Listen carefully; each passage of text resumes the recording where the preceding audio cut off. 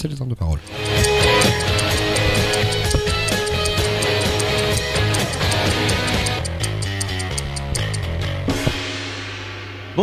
Bonjour à toutes et à tous, bienvenue sur KTV Kwezi FM pour un temps de parole consacré à un sujet dont on a déjà parlé la semaine dernière.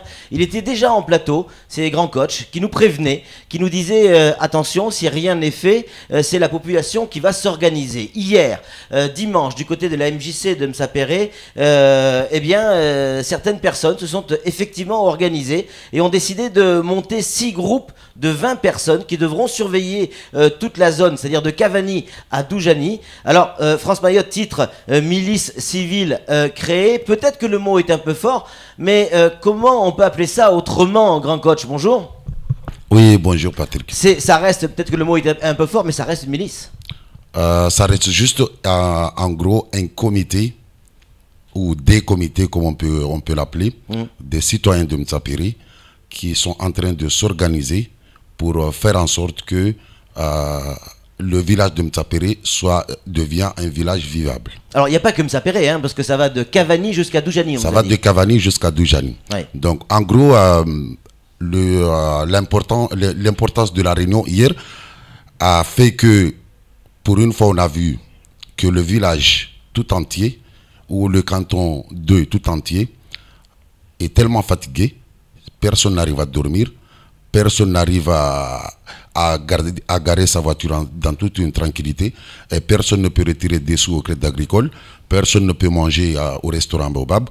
Donc tout le monde est fatigué de ça, et que on s'est organisé, on s'est réunis pour qu'on puisse s'organiser et faire en sorte que le village de Msapéré devient un village sécurisé. Alors samedi prochain, hein, à partir de 20 h, il y a la dernière grande réunion où effectivement tous les groupes seront constitués. Est-ce que vous avez déjà une idée de la manière dont ça va se passer? Imaginons, il y a une patrouille, un comité, une milice, appelez ça comme vous voulez, qui attrape une personne qui fait un délit. Qu'est-ce que vous en faites? Déjà, la première des décisions qui a été prise, elle ne va pas dans ce sens-là, mais la première décision qui a été prise, c'est de recenser tous ces gamins-là dans tous les quartiers. Donc chaque quartier, on a mis des gens pour les recenser. Et deuxième chose, c'est que tous ces gens-là occupent des terrains qui appartiennent à des citoyens de Msapéré. Et que le village de Msapéré va demander aux gens qui leur a prêté les terrains de les expulser avant que la population puisse intervenir, parce que ça se pourrait que la population puisse intervenir si les expulsions n'y sont pas. Donc d'abord, une première étape avec les autorités. Exactement. Parce que nous, on s'est rendu compte que ces enfants-là, non seulement ils ont un papa qui s'appelle le procureur, mais en plus, ils ont une maman qui s'appelle la loi, et en plus, ils ont un parent qui s'appelle l'ange de la mort. Chez nous, dans l'islam, on dit Israëlou, c'est leurs parents. Donc aujourd'hui, on ne peut pas admettre que nous, les grands, on a le droit d'être agressés, on a le droit de mourir, alors que ces enfants-là, ils n'ont pas le droit d'être blessés ou de mourir. C'est qu'il y a un moment donné, on a attendu la justice pendant des années et des années et des années. Donc ces enfants-là, ils ont pris du terrain parce qu'ils ont pensé que le village leur appartient, que la loi, c'est eux qui font la loi. Mais ils ont juste oublié que Msapéré, il y a 45 000 habitants. Et eux, ils ne sont que 15 ou 20. C'est qu'il y a un moment donné, la majorité fait toujours la loi. Et comme on dit, on ne peut pas détourner la nature. Donc à un moment donné, il faut réguler la nature telle qu'elle est.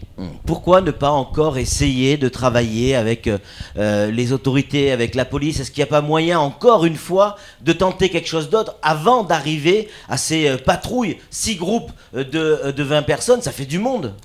En gros, c'est que le comité final sera défini samedi. Ouais. À partir de là, il y aura une réunion avec le comité final qui sera organisé. Il y aura une réunion avec les autorités, à savoir la police, la BAC, le procureur, la justice. Il y aura une réunion qui sera faite avec le comité et la justice. À partir de là, chacun doit prendre ses responsabilités. si la justice prend ses responsabilités, je pense quand même que le peuple n'aura pas à faire justice si la justice fait son boulot. Alors là, vous avez à donné la parole à Sam, évidemment, mais là, vous avez un discours assez policé, assez qui va dans le sens citoyen, civique. Mais hier, à la réunion auquel j'ai assisté, il y avait des phrases fortes, des phrases puissantes, des phrases même violentes qui ont été évoquées, et notamment à l'encontre de certains élus qui étaient sur place. Pour dire la vérité et être transparent totalement, coach. Il y a eu des mots violents, certes. Oui. Il y a eu des phrases violentes parce que tout le monde est fatigué.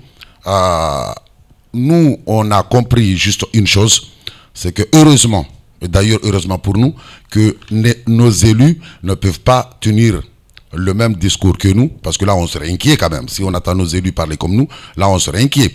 Mais les mots étaient violents, tout le monde était violent, parce que tout le monde est fatigué, et qu'il y a un moment donné, comme je l'avais dit, c'est qu'il y a un moment donné, il faut se rappeler de l'histoire. Et l'histoire a fait que Mtsapéré a toujours été un village respecté par tout le monde à Mayotte. Il n'y a pas longtemps, il y a eu, si on parle d'un groupe de milices, ça a été créé à Mtsapéré. Parce qu'il y avait des gens qui faisaient les patrouilles, qui les attrapaient.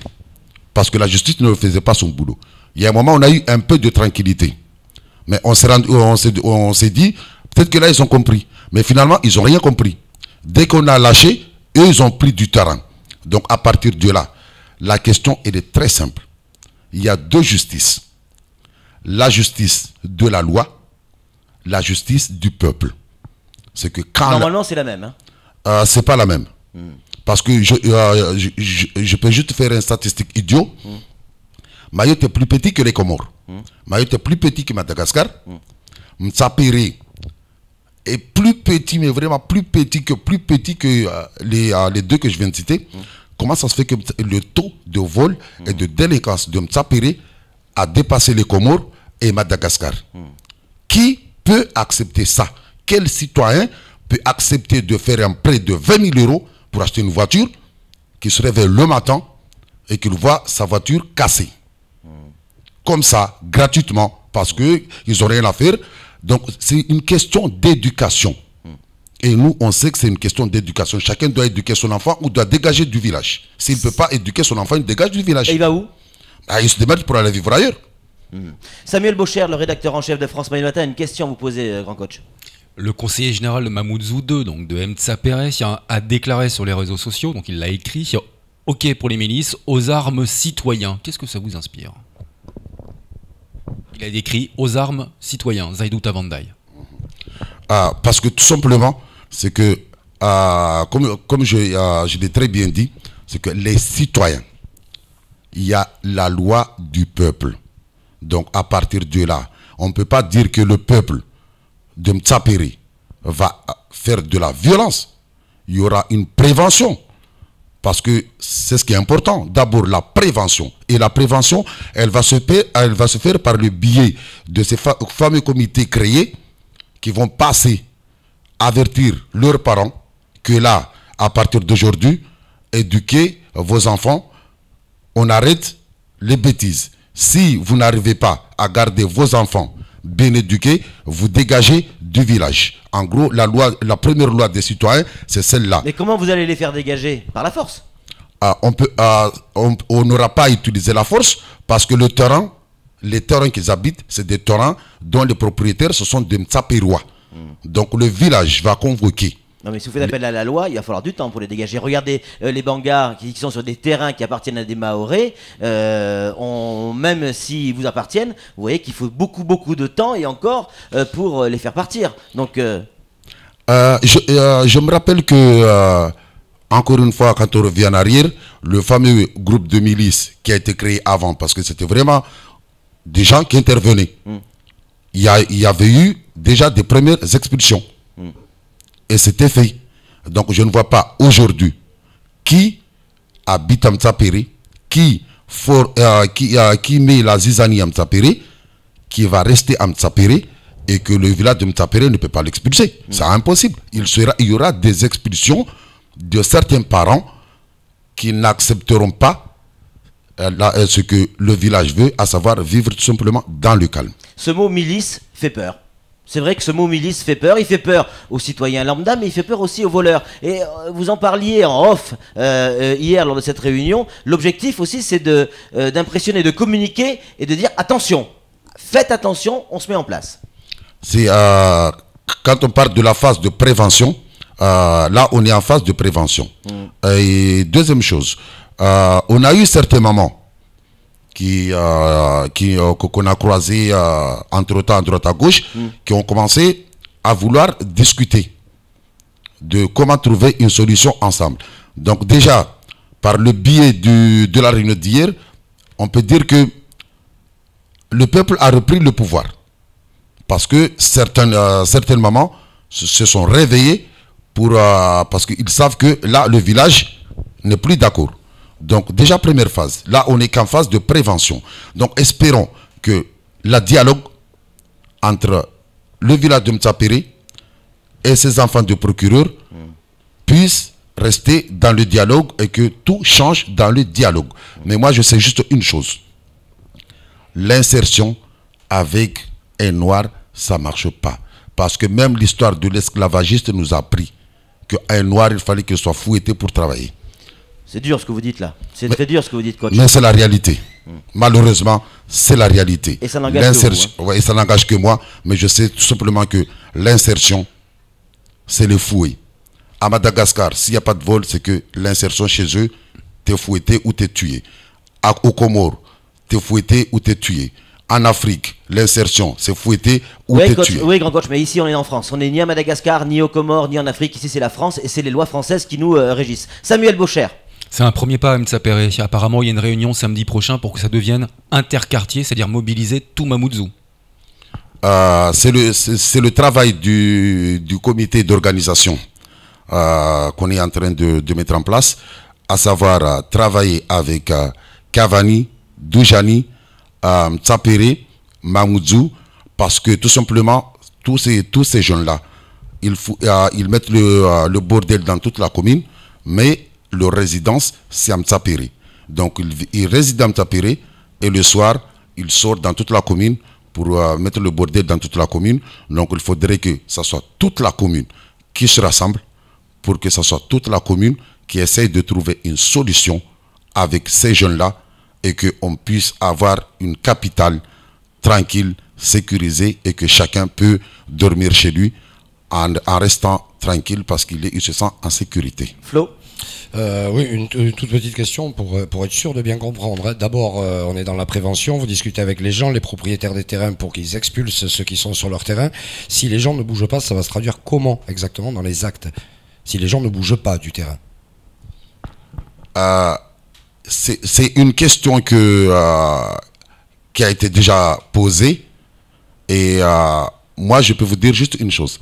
C'est qu'à Mtsapere, il y a juste une chose qui les autres villages n'ont pas, c'est ce qu'on appelle la solidarité. Tous les Mtsaperois sont très solidaires, sont très soudés entre Mtsaperois. Donc, je pense quand même que, c'est pas que je pense, je suis sûr que si c'est le village qui décide, qui convoque quelqu'un pour lui dire expulse, il va être expulsé. Parce que la première réunion qui a été faite... Comme ça s'est passé à Sada, hein. Voilà, la première réunion qui a été faite, elle a été faite à la mosquée de Mtsapere. Exact.